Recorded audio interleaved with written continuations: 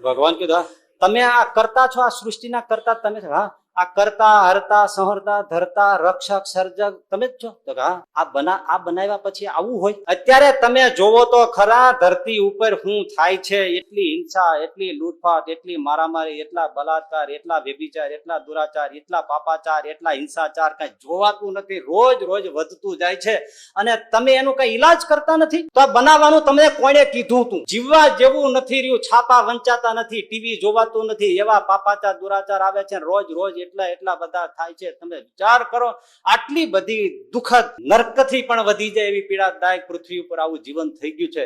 તો તમે ગીતામાં કઈ ગયા છો, યદા યદા હિ ધર્મસ્ય ગ્લાનિર્ભવતિ ભારત અભ્યુત્થાનમ અધર્મસ્ય તદાત્માનમ સૃજામ્યહમ પરિત્રાણાય સાધુનામ વિના. મારો ગીતા મીડો બોલો. પરિત્રાણાય સાધુનામ વિનાશાય ચ દુષ્કૃતામ ધર્મ સંસ્થાપનાર્થાય સંભવામી. તમે જ બોલ્યા છો ને, સંભવામી યુગે. હા, હું બોલ્યો છું.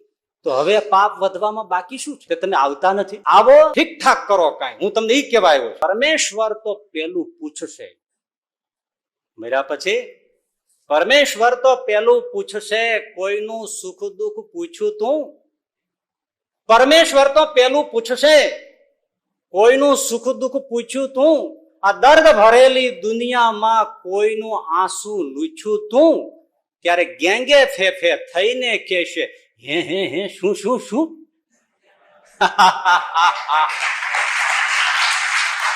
આ બધું કબૂતરોનું ઘુ ઘુ ઘુ, ઉંદર ચકલા ચૂ ચૂ ચૂ, ભમરા ગુંજે ગું ગું ગું, કોયલ કુંજે કું કું કું, ઘુવડ સમો ઘુઘવાટા કરતો એક માણસ બોલે હું હું હું. પણ પરમેશ્વર તો પેલું પૂછશે, કોઈનું સુખ દુઃખ પૂછ્યું તું?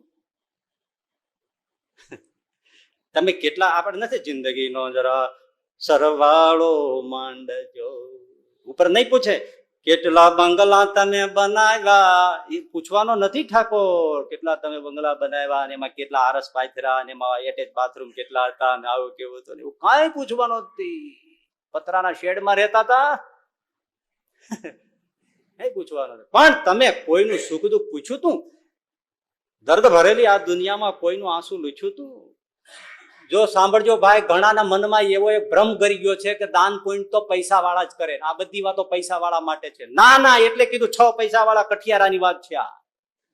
એક જેને કાનથી સંભળાય છે, આંખેથી દેખાય છે, બે માણસ હાથ પગથી જીવનારો કોઈ પણ આજે લિવિંગ થિંગ છે, બિંગ છે, એના માટે આ વાત છે. કોઈ એમ નહીં માનવાનું કે બીજાને માટે છે, આપણી માટે જ છે. બધાએ કરવું જ પડે. પરમેશ્વર તો શું પૂછશે? શું પૂછશે? બોલો બોલો. પણ કોઈનું સુખ દુઃખ, દર્દ ભરેલી આ દુનિયામાં. હા, વાહ ભગવાન કે બંદે, અદ્ભુત વાત તમે સાંભળજો. જેને જેટલી ઇન્ટેલિજન્સ એટલો હલશે અને એટલો સમજશે. એક માણસ મરી ગયો, નર્કમાં ગયો. યમદૂતો એને લઈને ધર્મરાજની સામે ઉભો રાખ્યો. તરત જ ચિત્ર અને વિચિત્ર ગુપ્તોએ ચોપડા ખોલવાનું શરૂ કર્યું. એટલે પૃથ્વી ઉપર મરીને નરકે આવનારો જીવ એમને આર્ગ્યુમેન્ટ, દલીલ કરી, ધર્મરાજ, તમે ચોપડામાં જે લખ્યું હોય તે મને કબૂલ છે. તમારા હિસાબ કિતાબ પ્રમાણે મને તમે જે સુખ અથવા દુઃખ આપો એ કબૂલ છે. મને સ્વર્ગમાં નાખો, નરકમાં નાખો, જ્યાં નાખો, મને કબૂલ છે. એમાં હું કંઈ પણ કહેવા માંગતો નથી. પણ એ બધા જ હિસાબ પતાવો એ પહેલા મારી એક વિનંતી છે. એક એક શબ્દ ધ્યાનથી સાંભળજો. મારી એક વિનંતી છે, એ પૂરી કરો. શું વિનંતી છે? 1 મિનિટ માટે મને પરમાત્મા સાથે મુલાકાત કરાવી દો. વાતચીત નહીં, પરમાત્મા સાથે મને 1 મિનિટ મુલાકાત કરાવી દો. તમારા હિસાબ મને મંજૂર છે, મને જ્યાં નાખવો હોય ત્યાં નાખી દેજો. તમારા કર્મફળના હિસાબ એ મને એમાં જરાય દખલગીરી કરવી નથી. 1 મિનિટ મને મુલાકાત કરાવી દો. ધર્મરાજ કે એ નહીં થાય. કેમ ના થાય? અમારે બંધારણ નથી એવું. બંધારણ ન હોય તો આઘું પાછું કરો, થોડો સુધારો કરો. અરે ભાઈ સુધારો ના થાય, અને બંધારણમાં સુધારો કરવાની જરૂર નથી, એ વ્યવસ્થા જ નથી. અહીં એક જ વ્યવસ્થા છે પૃથ્વી ઉપરથી, અહીં આવો, અહીંથી પૃથ્વી ઉપર નાખી જાય, એ સિવાય અહીં કોઈ બીજી સર્વિસ જ નથી. અહીં કોઈ બીજી ટ્રાન્સપોર્ટેશનની વ્યવસ્થા જ નથી. આ એક જ વ્યવસ્થા છે, અર્થ ટુ હેલ, હેલ ટુ બીજું કઈ સ્વર્ગથી અને નરકથી પૃથ્વી, પૃથ્વીથી બીજી તમને મુલાકાતની કઈ વ્યવસ્થા જ નથી. અરે વ્યવસ્થા ના હોય તો કરો. પણ મેં તમને કહ્યું છે, મને એક મિનિટ મુલાકાત આપો ભગવાન સાથે. ધર્મરાજ કે ન થઈ શકે. બધામાં કેમ ના થઈ શકે? મેં ઘણી વાર સાંભળ્યું છે, તમે બ્રહ્માને મળવા જાઓ છો, શિવને મળવા જાઓ છો, વિષ્ણુને પણ મળવા જાઓ છો, તમે જાઓ છો ને કહો છો વ્યવસ્થા નથી. એટલે આ ભાઈ એ તો મારા પૂરતી વ્યવસ્થા છે, તમારા પૂરતી હોય મને હારે લઈ જાવ, શું વાંધો છે? ભાઈ તને હારે ના લઈ જવાય. ન શા માટે લઈ જઈ શકાય? તમે ધારો તો થઈ શકે. પણ લગભગ બધા અધિકારીઓ આમ જ કહેતા હોય છે, અમને પૃથ્વી ઉપર અનુભવ છે કે આ વ્યવસ્થા નથી, આમ થાય એમ નથી. કરવું હોય તો બધું થાય છે, કરવું હોય તો બધું થાય છે, ન કરવું હોય તો કાંઈ નથી થતું. મારો ગળે જ પીડ્યો. ધર્મરાજ ને થયું કે આ પિંડ કઈ છોડે એમ નથી. એટલે કીધું કે ભાઈ જો તને લઈ જઈ, કોઈને વાત નહીં કરવાની, નહીં પછી બધા આવીને માગણી આવી કરે તો ઉપાધિ, હું બીજાને કહેવાનો નથી તો વાંધો નહીં. ધર્મરાજે એનું વ્હીકલ પાડો એ મંગાવ્યો. પેલા કીધું ભાઈ ચડી જા પાછળ, એને પાછળ બેસાડ્યો અને ધર્મરાજ ઉબડ્યા, સીધા ગયા વૈકુંઠ. એને દરવાજે ઉતર્યા, પાડાને પાર્કિંગમાં બાંધ્યો. એટલે વ્યવસ્થા તો સમજાવવી પડે ને, શું? હા, વાહનને ત્યાં મૂકવું જ પડે. તો પાડાને મૂક્યો અને ધર્મરાજ પેલાને લઈને સાથે ચાલ્યા. તો સ્વર્ગના દરવાણીઓ રોક્યા કે ધર્મરાજ આપને નમસ્કાર છે, આપ પ્રવેશ કરી શકો છો. આ કોણ છે? પેલા કીધું જો થઈને બબાલ ન જવા દે. અરે પણ ન જવા શું કામ દે? તમે કહેતા હતા અહીંયા ન વાય, તો અહીંયા સુધી પહોંચી ગયો કે નહીં? હવે એ જ ના પાડશે, માથાકૂટ કરશો, જગ્યા થઈ જશે. દરવાણી કે કેમ ના જવાય? અરે ભાઈ ના જવાય, કોઈ હિસાબે ના જવાય. તમે એમ એની પાસે જગ્યા કરી લીધી એટલે તમે એમ માનો છો અહીં જગ્યા થઈ જશે? ધર્મરાજ તમે જઈ શકો, ભાઈ મારે તો કોઈ કામ જ નથી. આ વાત પાછળ લાગ્યો છે એટલે હું આવ્યો છું. તો કે એને પ્રવેશ નહીં મળે. પેલે એ જ માથાકૂટ કરી, કેમ નહીં મળે એ મને તમે સમજાવો. ના મળે એટલે અહીંયા તમારી એવી કોઈ વ્યવસ્થા કરો ને. પણ અરે આનો શિરસ્તો નથી, પણ ઉભો કરો ને. ધર્મદેવ આ ધર્મરાજ જઈ શકે છે તો હું એની પાછળ હાલ્યો જાઉં, વાંધો શું તમને? પાછળ ના જઈ શકાય. કેમ ના જઈ શકે? માણો એટલો બધો મળ્યો, રાડો રાડા બોકા ચીસો પાડવા માંડ્યો. તમે આવા છો ને બધા ફીટી ગયા છો, સ્વર્ગ વાળા કોઈને જવાબ દેતા નથી, તમે આવા સુખી થઈ ગયા એટલે અમારી જવાનું સામું જોતા નથી. ઓ હા ધમાલ કરી મૂકી. વૈકુંઠ ના જાગી ગયા. પાર્ષદોને કે આ શું છે? તો કોઈ એક માથા ફર્યો આવ્યો છે અને એ ત્યાં દરવાજે ધમાલ ચકડી કરે છે એટલે આવું છે. ભગવાન કે ચાલો હું જાઉં. દરવાજે આવ્યા વૈકુંઠ નાથ. બોલ્યો કે જો આવ્યા ને સામેથી. એટલે આમણે કીધું શું છે? મારે મુલાકાત જોઈએ છે. કઈ વાંધો નહીં, તમે બોલો શું છે તમારે કામ?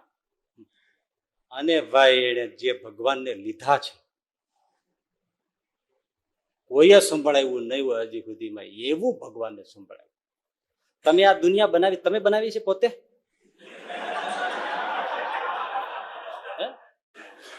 ભગવાન કીધું તમે આ કરતા છો, આ સૃષ્ટિના કરતા તમે. હા, આ કરતા હરતા સંહરતા ધરતા રક્ષક સર્જક તમે જ છો. તો હા, આ બનાવ્યા પછી આવું હોય? અત્યારે તમે જોવો તો ખરા ધરતી ઉપર શું થાય છે. એટલી હિંસા, એટલી લૂંટફાટ, એટલી મારામારી, એટલા બલાત્કાર, એટલા વ્યભિચાર, એટલા દુરાચાર, એટલા પાપાચાર, એટલા હિંસાચાર, કઈ જોવાતું નથી. રોજ રોજ વધતું જાય છે અને તમે એનું કઈ ઈલાજ કરતા નથી. તો આ બનાવવાનું તમને કોણે કીધું તું?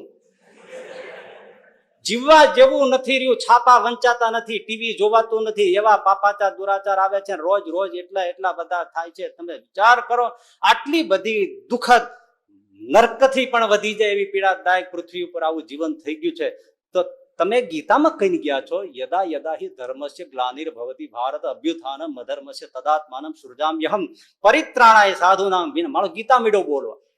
પરિત્રાણાય સાધુનામ વિનાશાય ચ દુષ્કૃતામ ધર્મ સંસ્થાપનાર્થાય સંભવામી. તમે જ બોલ્યા છો ને, સંભવામી યુગે. હા, હું બોલ્યો છું. તો હવે પાપ વધવામાં બાકી શું છે? તે તમે આવતા નથી.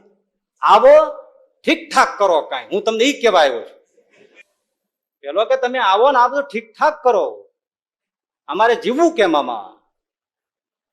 ભગવાન કે બોલતા જ નથી. પેલો કે તમે યુગે યુગનો અર્થ એવો કરતા હો પ્રભુ કે અમે એક યુગમાં એક જ વાર આવું છું, તો કઈ વાંધો નહીં, મુબારક તમને. ન આવો, તમે વારે વારે ન આવી શકતા હો તો કોઈ સંત, ફકીર, ઓલિયા, જ્ઞાની, કોઈ આચારવાન, કોઈ એવા એવા મહાપુરુષ, સાધુ પુરુષ, ઓલિયા પુરુષ, ફકીર પુરુષ એને મોકલો કે એ બધું આ ઠીકઠાક કરે.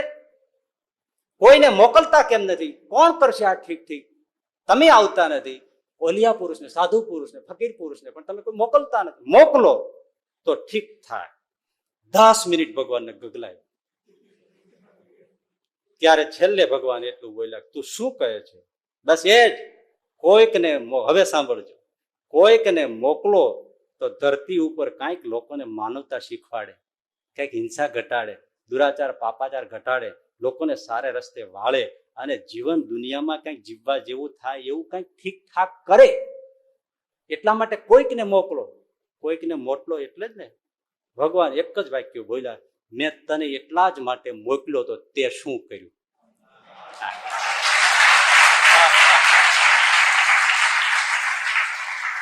વારે વાહ ભાઈ, તમે વિચાર કરો. એ આપણે બધાને પૂછવાનું છે, આપણે શું કર્યું? દર્દ ભરેલી આ દુનિયામાં કોઈનું આંસુ લૂછ્યું તું? પરમેશ્વર તો એનું પૂછ્યું છે, કોઈનું સુખ દુઃખ પૂછ્યું તું? આ બગીચો હોય ને, એ બગીચામાં 3 પ્રકારના લોકો આવતા હોય.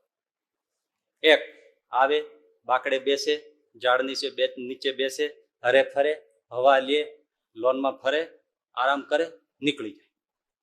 બીજા પ્રકારના એવા લોકો આવે, કોઈ ઝાડની ડાળી તોડે, ચકલીના ખોલ નાખે, પાણી વેડફે, કોઈ વસ્તુ આગી પાછી નાખી દે, કોઈ પાંદડા તોડે, કોઈ ફૂલ છોડ ઉગાડે, નુકસાન કરે અને વ્યાજ. માળી જોઈ રાખે છે.